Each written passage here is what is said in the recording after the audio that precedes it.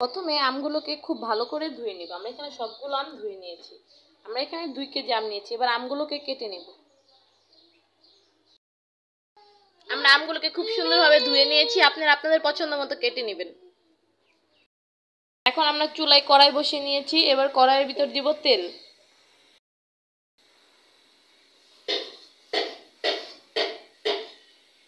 দিব 5 ফোড়ন। 5 ফোড়নগুলোকে খুব ভালোভাবে ভেজে নিব।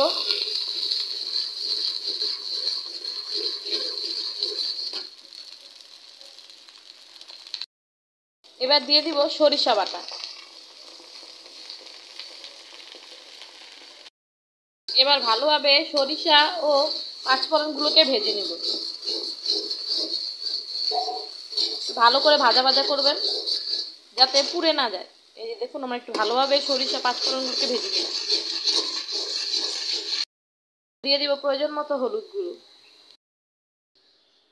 তারপরে দিয়ে দিব মরিচের গুঁড়ো।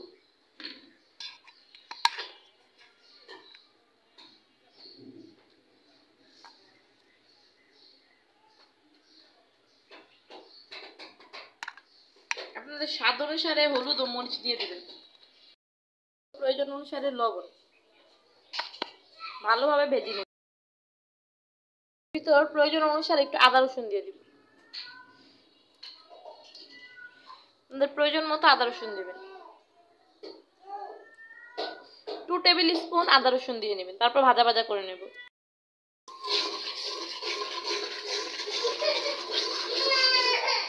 হয়েছে, চুপ।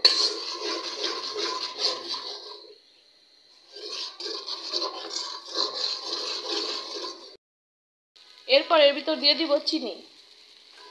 চিনি আপনাদের স্বাদ অনুসারে দিবেন। আমি চিনি একটু বাড়িয়ে দিচ্ছি কারণ আমরা মিষ্টি খুব খেতে পছন্দ করি। এবার এগুলোকে ভাজা ভাজা করে নেব।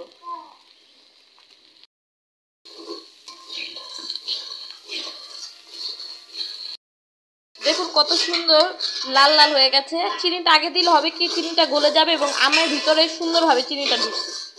চিনি পরে দিলে আমের ভিতরে ঢুকতে চায় না। এবার এর ভিতর আমগুলো দিয়ে দিয়েছি। এবার খুব ভালো করে মিক্সড করে নেব।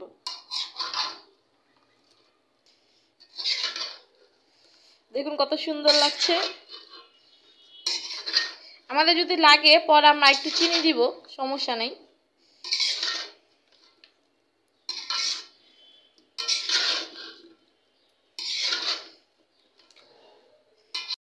এদিকে খুব সুন্দরভাবে আমরা একটু ভাজা ভাজা করে নিব।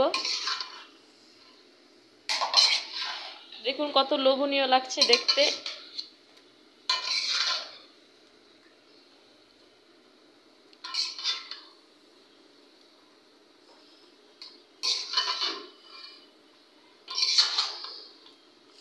কি সুন্দর একটা স্মেল বেরোচ্ছে। আপনারা হয়তো শুনতে পাচ্ছেন না, যদি পারতেন তাহলে হয়তো বুঝতে পারতেন।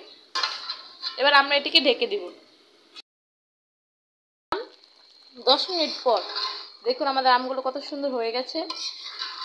এবার আমরা এগুলোকে ভাজা ভাজা করে নামিয়ে নেব। আমরা এগুলোকে বেশি হওয়াবো না, তাহলে এগুলা ঘোলে ভর্তা হয়ে যাবে।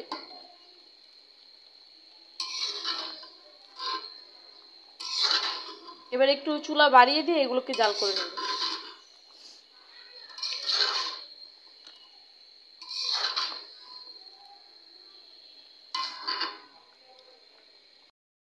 এই তো আমরা এবার আমের চুলাটা বাড়িয়ে দিয়ে আমের ঝোলগুলোকে শুকিয়ে নিচ্ছি।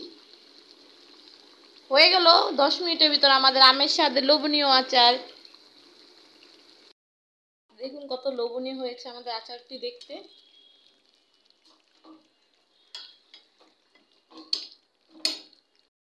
এই তো রেডি হয়ে গেল আমাদের দারুণ ছেলে জিভে জল আসার মতো আচার।